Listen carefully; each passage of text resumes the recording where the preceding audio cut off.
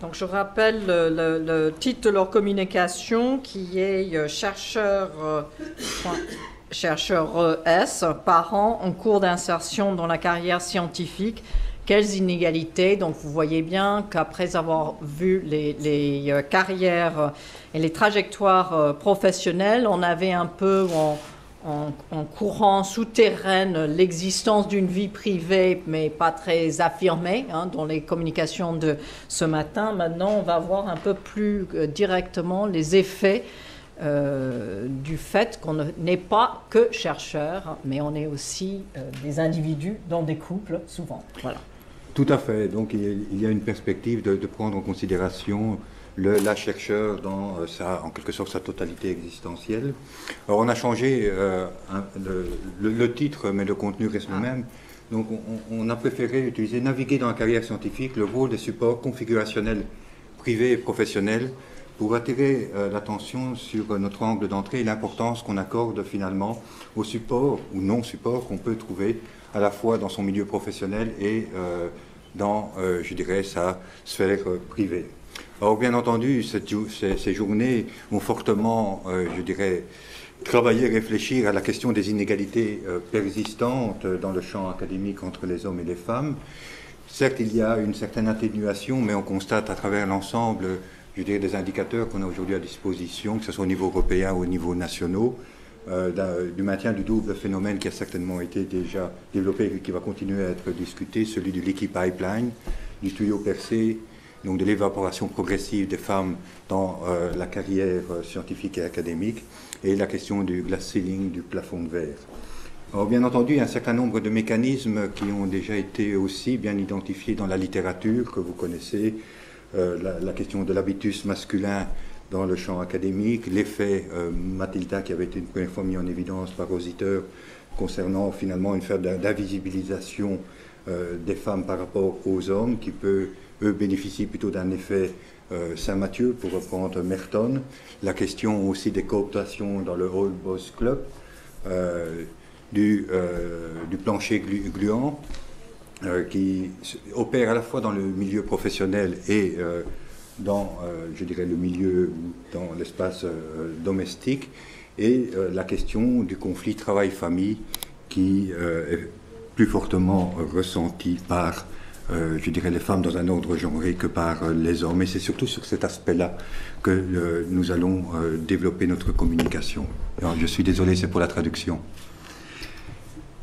Alors, bien entendu, l'université doit être considérée comme une organisation genrée, gendered organization, à la fois dans sa sociabilité et ses pratiques ordinaires et aussi dans ses modes de régulation. Donc, mais nous, notre entrée va surtout mettre en évidence la question de l'interférence. On utilise ce concept ou ce terme d'interférence qui peut être positif ou négatif entre la vie professionnelle, le développement de la carrière et la vie privée et familiale en particulier.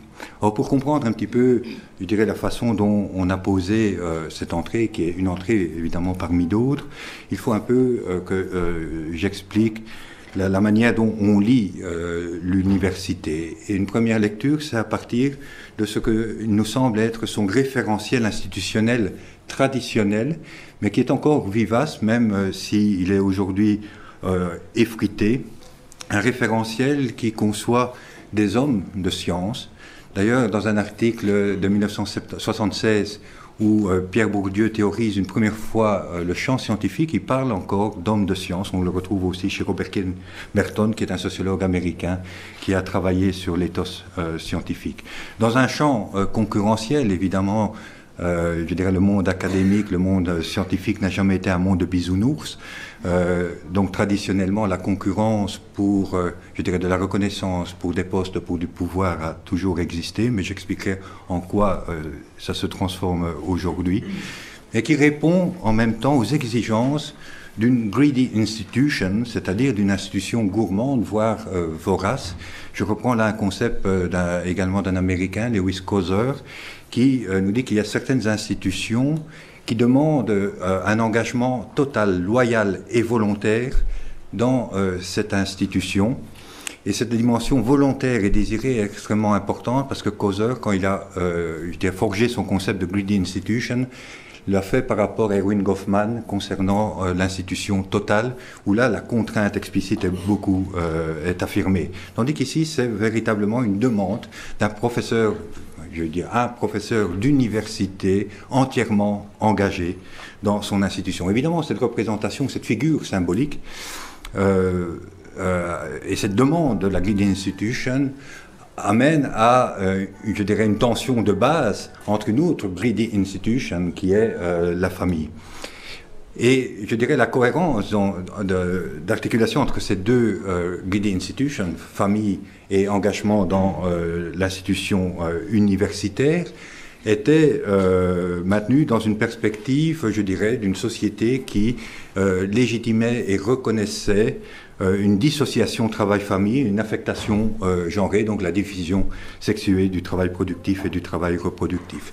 Donc le professeur d'université, entièrement engagé dans son travail, soit comme Georges Lemaître, le théoricien du Big Bang, qui était un prêtre, soit comme le professeur Tournesol, Calculus, que vous connaissez certainement dans Tintin, qui est un célibataire pris en charge par Tintin le capitaine Haddock au château du Moulin-Sart, ou plus couramment le professeur d'université marié dont l'épouse prend en charge finalement l'ensemble, ou le décharge en tout cas, d'une série de préoccupations dans l'espace domestique. Évidemment, ce référentiel, je l'ai dit, est soumis à un certain nombre, je dirais, de tensions, notamment liées au fait que le monde d'aujourd'hui n'est plus le monde d'hier, heureusement, que l'université se féminise, même si les inégalités demeurent frappantes, et donc est aujourd'hui, en quelque sorte, un peu moins, je dirais, structurant qu'il ne l'était, mais il reste malgré tout très présent dans nos institutions. Je vous parlais du professeur d'université entièrement investi dans son travail. En 2012, mon université, l'université de Louvain, les autorités académiques utilisaient explicitement dans je dirais, un texte officiel, cette expression de entièrement investi. Donc ça ne veut pas dire même fortement, hein, c'est bien là, entièrement, et c'était répété totalement un peu plus loin. Mais à côté de ce référentiel institutionnel, où se couple à ce référentiel institutionnel traditionnel une nouvelle régulation qui est en lien avec l'idéologie et la technologie du New Public Management, où dans notre champ, ça s'incarne ou se met en place autour de l'excellence, ou une certaine conception de l'excellence comme leitmotiv.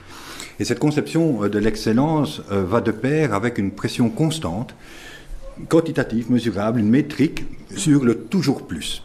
Il y a une espèce de lien en faisant toujours plus, on fait toujours mieux. Là, lien qu'il faut évidemment déconstruire. Et donc une pression constante par mise en équivalence, hein, les fameux H-index par exemple, où on mesure et on fait une injonction à la productivité, à être toujours plus compétitif, plus mobile, et aussi toujours plus responsable et rendre des comptes constamment, donc en anglais accountability. Évidemment, ce n'est pas la productivité, la compétitivité, la mobilité ou la comptabilité en soi qui pose problème, c'est cette pression à toujours devoir faire plus et montrer plus, surtout que nous sommes dans une situation de précarité professionnelle très importante, en particulier pour les jeunes chercheurs, au masculin et au féminin, qui sont amenés à être dans un bassin de concurrence en croissance pour des postes définitifs qui sont relativement rares. Et la conséquence de tout cela, évidemment, c'est de mettre, pour reprendre un titre d'un petit ouvrage que j'avais écrit avec Maria del Rio Caral, des chercheurs sous haute tension, sans égard à leur situation de vie, ou avec le présupposé que leur vie privée s'adapte ou s'ajuste à leur vie professionnelle. Et évidemment, dans ce cadre-là, l'interférence travail-famille joue ainsi comme un filtre caché à l'accession au poste définitif et à la progression dans la carrière. Évidemment, cette interférence s'inscrit aussi dans un ordre genré de façon structurelle ou dans des régimes de genre qui varient en fonction des sociétés. Alors notre terrain, c'est le terrain belge où on a mené un certain nombre d'entretiens et d'enquêtes, tout d'abord auprès de chercheurs postdoctorants, des chargés de recherche du Fonds national de la recherche scientifique en Belgique, qui sont des mandats de 3 ans, pouvant être prolongés d'1 an, relativement donc bien valorisés dans l'espace scientifique belge en tout cas, mais qui restent malgré tout des postes temporaires dont la poursuite de la carrière scientifique n'est absolument pas garantie. Et nous avons aussi mené une recherche ici récemment auprès de jeunes ou de nouveaux, pas nécessairement le jeune, la jeunesse n'est qu'un mot, de chercheurs titularisés, les chercheurs qualifiés du Fonds national de recherche scientifique, où on a interviewé un certain nombre de chercheurs qualifiés qui ont été récemment nommés entre 2010 et 2014. Ça fait 92 chercheurs, dont 30 chercheuses ou chercheurs. Et l'objectif est de saisir les trajectoires, l'expérience, les supports au sein du milieu professionnel et de la vie privée pour essayer de comprendre qu'est-ce qui se joue en termes d'expérience auprès des chercheurs. Mais je vais laisser céder la parole à Pascal qui va vous présenter quelques résultats de cette étude. Merci. Je veux bien la zapette, s'il te plaît, Bernard. Zapette. Merci. Merci. Effectivement, notre objectif était de comprendre l'expérience de la carrière scientifique chez ces jeunes chercheurs en cours d'insertion, mais déjà relativement bien insérés. À ce sujet, on s'est intéressé au regard porté par les chercheurs sur 3 aspects. D'abord, premièrement, sur tout simplement les gratifications qu'ils retirent, à la fois de l'activité, de la recherche et du statut d'emploi qui est le leur. Deuxièmement, la forme d'engagement dont ils témoignent dans l'activité scientifique. Et puis troisièmement, la place qu'ils laissent à la vie privée. Mis ensemble, ces 3 aspects nous ont conduit à dégager 4 types de rapports à la carrière que je vais donc vous présenter maintenant, dont le décryptage, il nous semble, permet d'enrichir un petit peu la compréhension des inégalités dans l'accès à la carrière entre les hommes et les femmes, mais aussi tout simplement entre les femmes. Voici donc ces 4 rapports à la carrière. Le premier consiste en un rapport à la carrière qui donne toute priorité à la recherche précisément, en excluant toute autre forme de loisirs associatifs ou même de la vie familiale.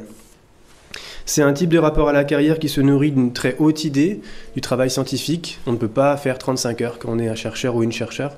On doit absolument faire beaucoup plus, travailler la nuit, les vacances, tout le temps. Bref, tout simplement. C'est aussi une conception de la recherche qui voit la compétition comme normale et louable, assez saine, et qui voit aussi la précarité en début de carrière comme un mal nécessaire, temporaire, et donc face auquel on peut relativement bien voir les choses. Ce sont des chercheurs aussi, chercheurs à chaque fois, qui considèrent que le travail est extrêmement plaisant parce que très libre. On peut choisir ce qu'on veut chercher avec toutes les libertés, et on peut s'organiser comme on le souhaite. Et ce qui est intéressant, c'est que cette liberté se traduit en fait par une servitude volontaire extraordinaire, puisque ce sont ceux qui travaillent le plus au quotidien. Du point de vue de leur qualité, ces individus présentent 2 qualités en fait. Une qualité, essentiellement. Ce sont donc des chercheurs qui ont une trajectoire professionnelle jusqu'ici sans accroc, un contrat doctoral, puis un contrat postdoctoral qui s'enchaîne, aucune expérience de la précarité en fait, pour aller vite, avec aussi des événements significatifs qui encouragent à continuer. Un article qui passe et qui est discuté, une invitation ici ou là, valorisante, ou une bourse tout simplement reçue.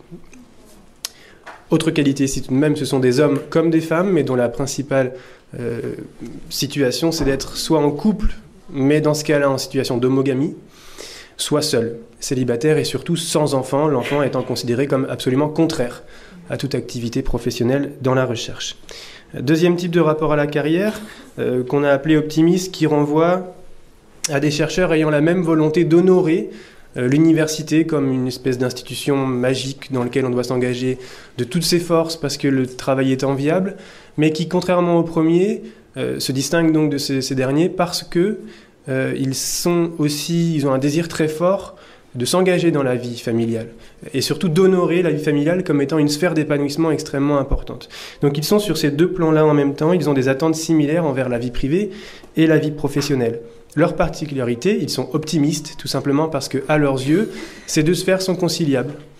et plus que conciliables, elles sont même complémentaires. L'activité familiale pouvant être complètement renforcer la satisfaction qu'on éprouve vis-à-vis du travail, notamment parce que les enfants structurent, par exemple, le quotidien, organisent le quotidien, permettent d'être plus productifs, etc. Alors, ce qui est intéressant, c'est de comprendre quelles sont les qualités de ces chercheurs. Ce sont chercheurs hommes et femmes. Dans les deux cas ici, à nouveau, ce sont des chercheurs qui présentent une configuration privée extrêmement soutenante. Les enfants peuvent être laissés au conjoint ou à la famille. La crèche est à proximité du travail ou alors du domicile, il y a peu de temps de perdu. Par ailleurs, le conjoint travaille souvent le soir aussi à domicile et donc permet au chercheur de reprendre le travail lui aussi le soir, bref, d'utiliser tous les moments considérés comme libres. Troisième rapport à la carrière, ce sont des chercheurs qu'on a donc appelés des ambivalents qui, eux, sont sur le même principe, c'est-à-dire qu'ils souhaitent que les optimistes, ils souhaitent tenir les deux bouts, famille et travail, parce qu'ils considèrent qu'il y a ici, dans les deux sphères, du plaisir à prendre et on doit tenir les deux ensemble. Leur problème, c'est que contrairement aux optimistes, ils ont une défaillance organisationnelle très nette, par exemple des enfants malades, ou alors, c'est plus souvent le cas, un conjoint qui a une certaine idée ancienne du partage du travail domestique, ou qui considère que parce que le chercheur est libre de son travail, de s'organiser, c'est à lui de prendre en charge justement les contraintes ordinaires. Ici, on ne retrouve que des femmes. Seulement les femmes sont ambivalentes. Seules les femmes, en fait, expriment quelque chose que les hommes n'expriment pas. Si les hommes, pères, donc on parle de pères, de parents ici, considèrent qu'effectivement l'arrivée d'un enfant va transformer les choses, va créer une sorte d'insatisfaction, l'insatisfaction pour les pères va être éprouvée vis-à-vis du fait de ne plus avoir de temps libre, pour soi. Chez les mères, s'ajoute quelque chose de supplémentaire qui est le sentiment de ne pas, à la fois de ne pas faire ce qu'il faut pour le travail, de ne pas être une bonne chercheure, et dans le même temps de ne pas faire ce qu'il faut du point de vue des normes de maternité qu'on a en soi. Ce qui a déjà été montré par exemple par Catherine Marie et Irène Jonas dans un article dans Travail, genre et société. Cette espèce de tiraillement, une culpabilité qu'on ne retrouve ici que chez des femmes et qui est bien sûr socialement fabriquée comme Catherine Marie et Irène Jonas l'ont montré. Ça, c'est le cas donc des ambivalentes qui expriment une insatisfaction dans les deux sphères. Et puis, troisième profil, ce sont des distants. Ici, on retrouve des hommes et des femmes qui se caractérisent principalement par le fait qu'eux en ont soupé de jouer le jeu. Ce qui fait courir les autres a été déconstruit. On considère que c'est vain, ça coûte cher, ça provoque des sacrifices extrêmement grands. Et donc, on relâche la pression, on regarde les choses avec distance, de l'extérieur. On voit les autres comme dans un bocal qui s'agite de manière un petit peu désordonnée sans qu'on comprenne pourquoi. Et nous, on a le sentiment d'avoir retrouvé une normalité, une lucidité. On a redonné des priorités aux loisirs, à la famille. On a pris ses distances par rapport au monde scientifique. Bien sûr, ici, ce sont des personnes qui ont une trajectoire professionnelle beaucoup plus heurtée, avec des accidents de parcours, de la précarité en début de thèse ou en milieu de thèse ou un peu après, et qui donc se sont détachés progressivement de la carrière scientifique. Voici donc pour les jeunes chercheurs. Bernard a donc essayé de voir maintenant les choses très rapidement du point de vue des chercheurs qui ont obtenu un poste, leur qualité. Oui, donc, évidemment, ces rapports ont été dégagés à partir de chercheurs postdoctorants. Et on ne peut pas préjuger que tel ou tel rapport automatiquement va amener à obtenir ou à ne pas obtenir ou à ne pas poursuivre dans la carrière scientifique. Et donc on s'est dit on va regarder du côté des chercheurs qui ont été nommés en 2004 et donc il y a une trentaine de femmes, on en a interviewé 16, on a interviewé aussi les hommes, mais on se base ici uniquement sur les chercheurs. Ce qu'on a observé, c'est d'abord un profil sociodémographique assez homogène au niveau de l'âge, entre 32 et 35 ans au moment de la nomination. Quelques-unes ont été nommées plus tardivement autour de la quarantaine ou plus de la quarantaine, mais je ne vais pas évoquer ces spécificités, on pourrait revenir dans la discussion. La nationalité, la grande majorité sont de nationalité belge, d'origine sociale, qu'on pourrait dire, en tout cas en termes de capital culturel, relativement nanti, avec des parents et en particulier des pairs qui ont des diplômes universitaires. Une seule des 16 pouvait clairement être identifiée comme provenant d'un milieu populaire. Et d'ailleurs, c'est la seule célibataire dans ces 16 rencontrées, donc aussi au niveau de la situation privée. Presque toutes sont en couple, un couple qui s'est construit durant la thèse ou le post-doctorat, et la majorité de celles rencontrées avaient eu un enfant avant leur nomination, mais il y en a 4 ou 5, je ne sais plus maintenant, qui ont signalé que ce n'était pas pensable et qu'ils ont laissé libre cours à leur projet d'enfant une fois la nomination acquise. On a, comme le disait Pascal, ici aussi des trajectoires d'insertion professionnelle qui sont très majoritairement fluides et denses. Donc après la thèse, après le master, l'engagement directement en thèse, un post-doctorat ou 2 post-doctorats, généralement dans des lieux qui sont reconnus internationalement, et ensuite 1 ou 2, parfois 3 candidatures, on peut pas aller au-delà, et obtention du mandat. Qui exprime plutôt ex post des rapports engagés optimistes. Il y en a une, mais dont le parcours est beaucoup moins fluide et dense que les autres, et qui a été nommée autour de la quarantaine, une linguiste qui exprime des forts moments, je dirais, d'un rapport distant à la carrière. Ce qu'on constate surtout, c'est le rôle important de personnes ressources du côté professionnel. Certaines parlent de vocation, une vocation très précoce et en lien d'ailleurs, je dirais, avec leur milieu familial d'origine. Par exemple, une ingénieure qui fait de l'astrophysique, dont le père était ingénieur et qui lui expliquait la cosmologie et qui était à 9 ans fortement intéressé par le sujet. Mais la plupart n'envisageaient pas nécessairement la carrière scientifique, mais du fait de leurs bons résultats à l'université, d'un mémoire qui a été reconnu et d'une personne qui leur dit il faut faire une thèse de doctorat. Elles font une thèse, elles sont soutenues par, certaines parlent même de mentors, mais des mentors qui sont de 2 dimensions. Les mentors intellectuels, ceux qui nourrissent en quelque sorte, je dirais, la recherche, et des mentors politiques qui expliquent, qui les aident à trouver des réseaux, à être en contact, à voir comment il faut manœuvrer dans l'espace académique. L'importance du local, la plupart ont été, je dirais, nommés dans l'université où ils ont fait leur master et leur thèse de doctorat, mais c'est assez classique en Belgique, où je pourrais m'en expliquer pour des raisons institutionnelles et structurelles. Ce qui ressort aussi, c'est qu'il y a peu le vécu d'une discrimination sexiste, mais il y a quand même des propos, notamment concernant le fait que d'une chercheuse qui explique que pendant sa thèse, elle a eu un enfant et que l'un de ses directeurs de thèse ne lui a plus parlé à partir de ce moment-là.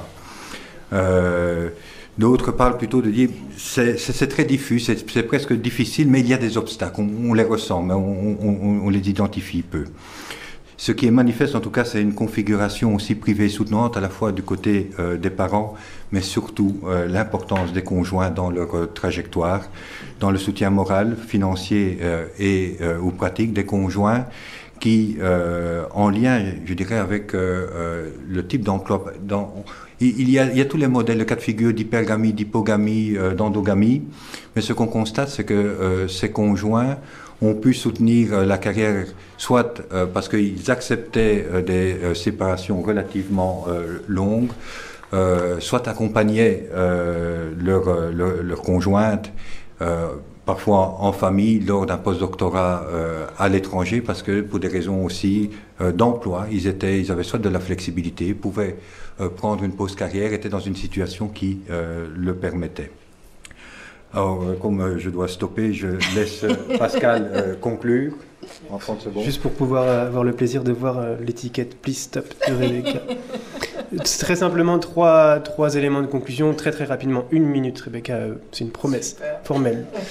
La première des choses, c'est on comprend qu'on peut difficilement appréhender la carrière scientifique et l'expérience du travail scientifique, notamment les inégalités entre les hommes et les femmes, si on regarde l'université comme elle était regardée jusqu'ici, c'est-à-dire des loups solitaires qui n'ont pas de vie privée. Bien sûr que chaque chercheur, enseignant-chercheur a une vie privée, et que quand on regarde cette vie privée, précisément ce que l'on découvre, ce que l'on on retrouve des choses déjà vues ailleurs. C'est le deuxième point de conclusion, c'est le rôle du genre dans la différenciation des carrières scientifiques. On mesure à quel point le genre joue très fortement ici. Ce qui est intéressant, c'est que l'université prétend prendre en compte tout cela de manière formelle, dans des textes, des chartes, dans les faits. La direction que prend la régulation de la recherche aujourd'hui, la productivité, la mobilité, indiquent tout l'inverse. Et dernier élément de conclusion, peut-être pour nous le plus important, c'est une invitation finalement à, plutôt que faire le match homme-femme, qui est important à faire, de faire le match femme-femme. Et de voir ce qui différencie au sein du groupe des femmes les trajectoires scientifiques, les carrières scientifiques. Et nos recherches ici en Belgique, celles que Bernard continue de mener, montrent qu'il y a probablement ici l'importance de l'articulation travail-famille, la configuration privée dont bénéficie la chercheur. Il y a aussi une certaine idée des rôles parentaux qui varie d'une femme à une autre, une idée du partage domestique, la capacité de négocier avec le conjoint par exemple. Et puis en lien avec cela, la trajectoire sociale, puisque l'origine sociale, qui est quelque chose de sous-jacent depuis ce matin, ici joue un rôle majeur. On a des cas manifestes de chercheurs qui sont ambivalentes et dont l'expérience de l'ambivalence est redoublée par une certaine trajectoire sociale. Elles sont heureuses d'être devenues chercheurs, mais dans le même temps heureuses d'être mères, mais n'ont pas envie d'être cantonnées au rôle de mère parce que ça leur rappelle quelque chose qui renvoie à le milieu populaire où les femmes ont des rôles très traditionnels, etc. Et donc elles sont tiraillées entre 1000 choses qui tiennent très largement à leur trajectoire sociale, à leur mobilité sociale et à leur situation actuelle.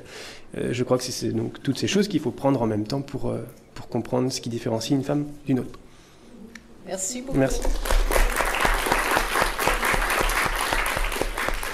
Et je passe la parole à Marta Volidalova, qui nous arrive de la République tchèque, and who is going to speak in English. Huh? Good afternoon, ladies and gentlemen. I think that my presentation really very nice fit with what has been said already, and it will go in more details into the situation of young women, and especially to the situation of young women in science in the region of a Central European country as represented by Czech Republic. So, okay, I'm sorry. My research and my presentation is based on a quasi-longitudinal study that was called Women Talents, and it included about 14 in-depth interviews with the early stage career women academics. They were repeated in 2 waves. First wave took part between 2005 and 2007, where they were either PhD students or fresh PhD holders, and they were aged mostly between 25 to 30 years of age, and usually they were childless or child-free, how we want at that time. The second wave of interview took part between 2013 and 2014. They were mostly between 34-40 years, and their career paths were much more diversified. They usually have children during the second interview. They came from different research domain, and what is also important regarding my analysis and regarding my findings is that the first round of interviews was designed to focus on successful early stage career women. So it was not a random sample that would go cross-sectionally through all early stage career women. So my findings are this limited to the women that already gained some success and at the same time had a great motivation to develop their career in science. Before I will proceed to my findings, I would like to introduce a bit a cultural context of the Czech Republic and the Czech academic environment, and I will stop for a moment on the topic of the position of women in science and research in the Czech Republic. Well, as in other European countries, women represent the majority of university graduates of master program, and they represent nearly half of all PhD graduates. But if we look on their share within the researchers, it's about 27%. The proportion of women tend to decrease in the highest academic position. they represent only, according to SHE figures, they represent only about 13% of the A-grade academic staff. If we compare it to the EU average, it's much below the average. And also we score the worst within the EU if we look at the share of women in the scientific boards and decision-making bodies. We have only about 12% of women in these bodies, but if we compare in the EU, the average is 36%. So you can see that the level of inequality in Czech science is quite high and much higher than in the rest of the Europe.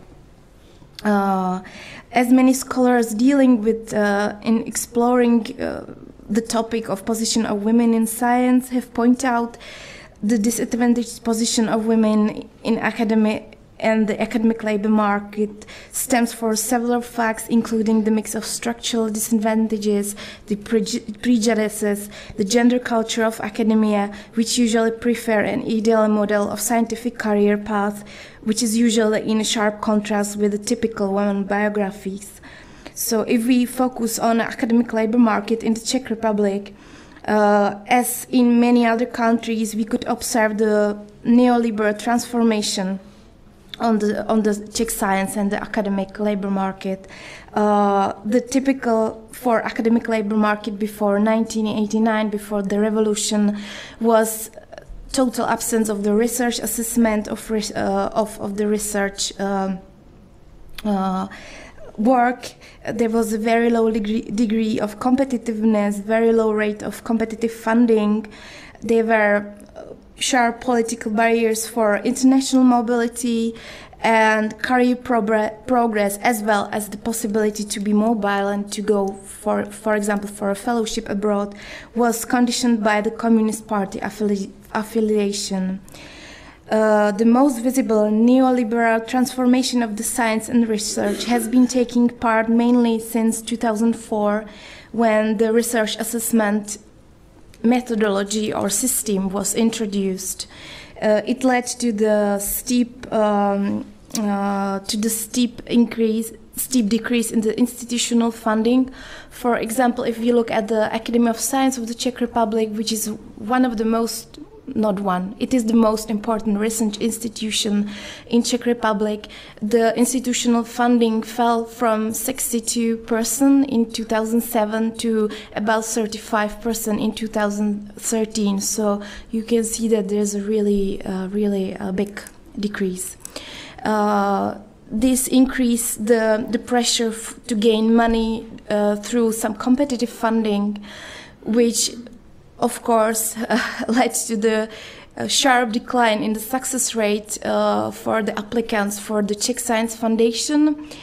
It dropped from about 36% in 2007 to about 16% in 2013, and it is important to point out that it is mostly the only one grant science foundation who finance basic research in Czech Republic. So the situation is really very serious, and especially for young scientists, it's getting worse and worse.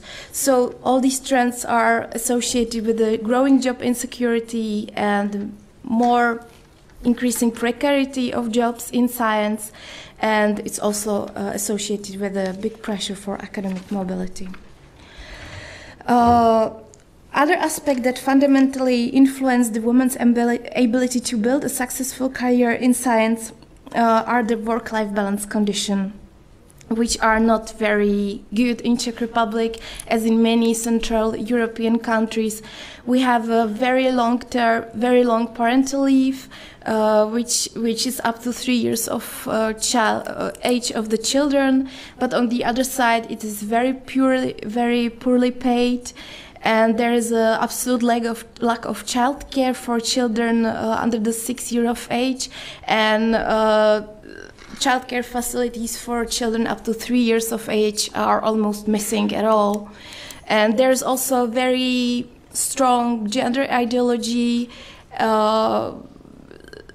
that the motherhood should look like very intensive motherhood, that the economic activity of mother of young children is in sharp contrast with child's interest, and that women are expected to really give full energy and everything to the child, especially at the first years. So women academics, they are under the pressure of two sets of contradictory norms. On one side, they have like academical culture and academical labor market who expect them that they will just go for a maternal leave just for a while and they will skip very quickly back because they expect that they will have a upward career that would not be interrupted by any breaks. But on the other side, there is a very strong pressure on how the motherhood should look like. So now I will proceed to my findings. At the first round of interviews, the participants had, in general, very promising careers.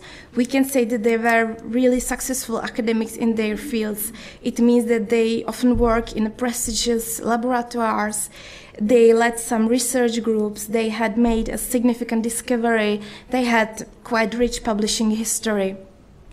But in the second wave of interviews, the career path became very diversified and very winding. I identify 4 types of careers. One I called steep career advancement. Second I called attrition from academic science. 4 mean postponed career. And 5th, a slow career advancement. And now I will go through them in more details. So first type I call steep career advancement, and included women who were extremely successful in building their career, and they managed really to move upward in the career ladder.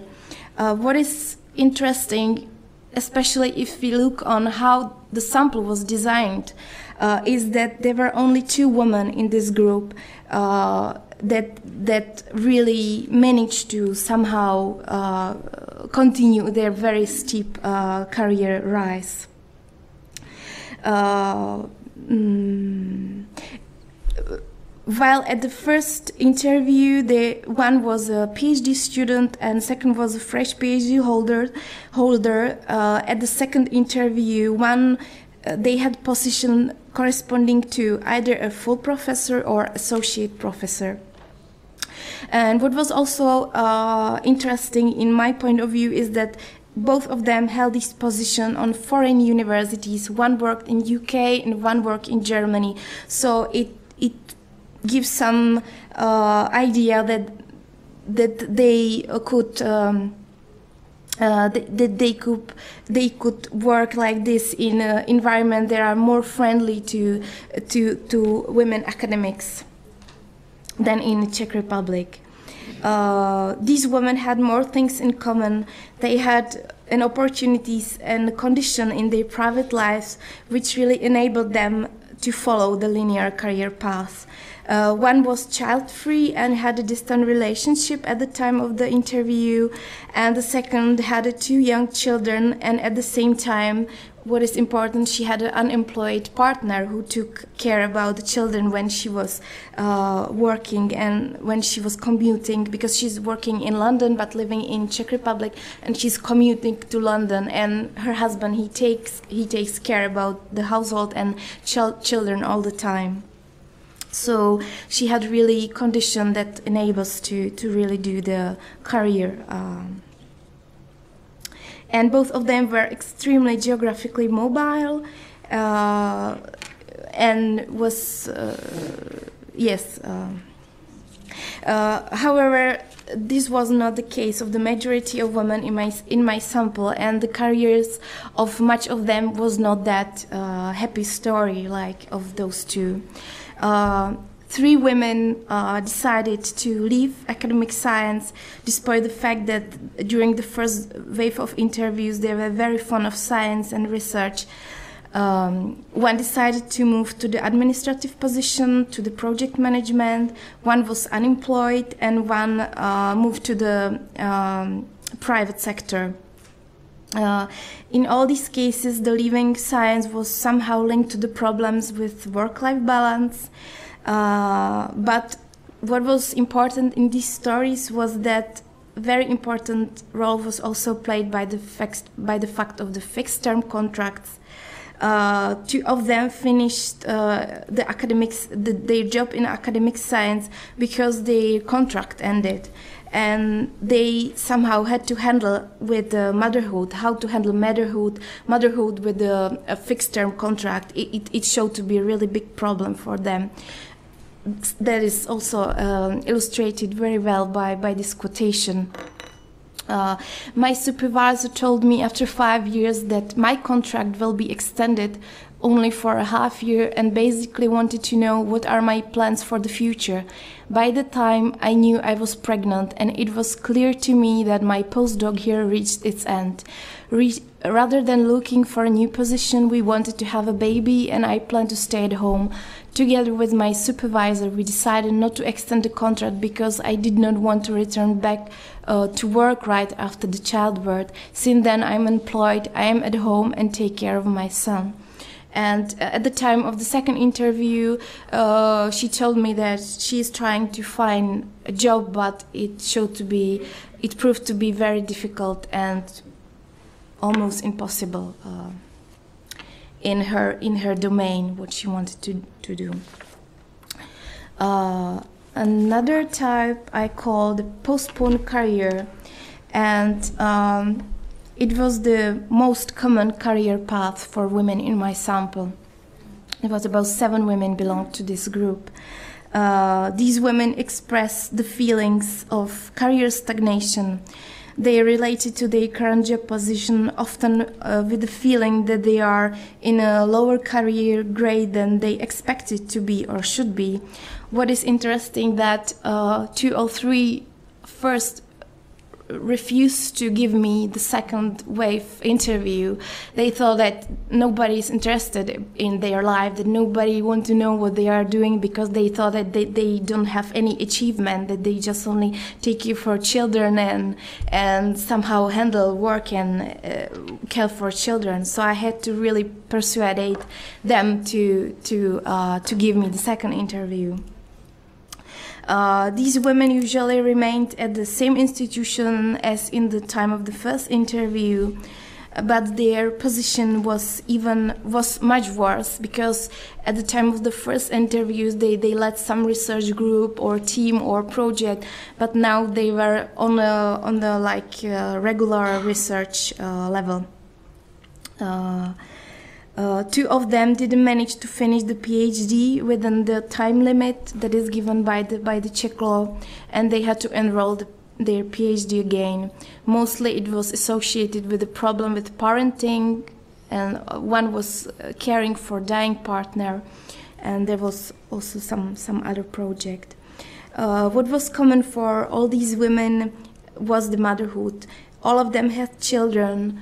All of them was trying to work part-time, and due to the motherhood and partnership with their husband, they also complain about the very limited geographic mobility, which also hindered somehow their career.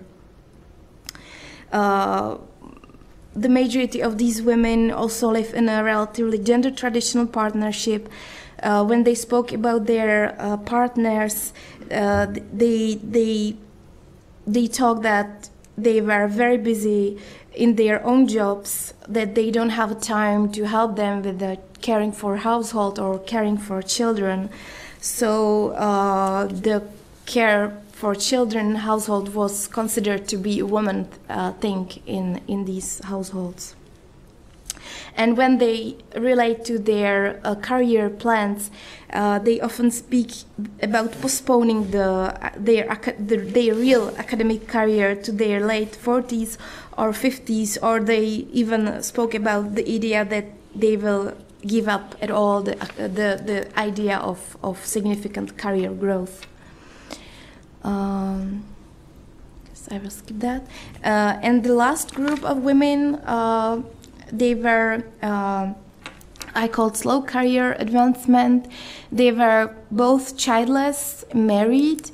They continued their career slowly. They work at the same institution as they were working in during the first interview, and their position was very quite similar to that one of the state of the first interview.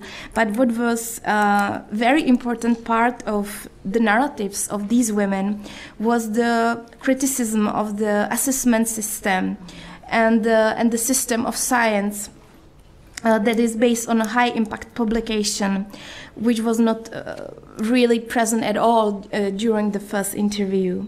They criticized it heavily because they both focused on work on a number of activities which doesn't count into the research excellence.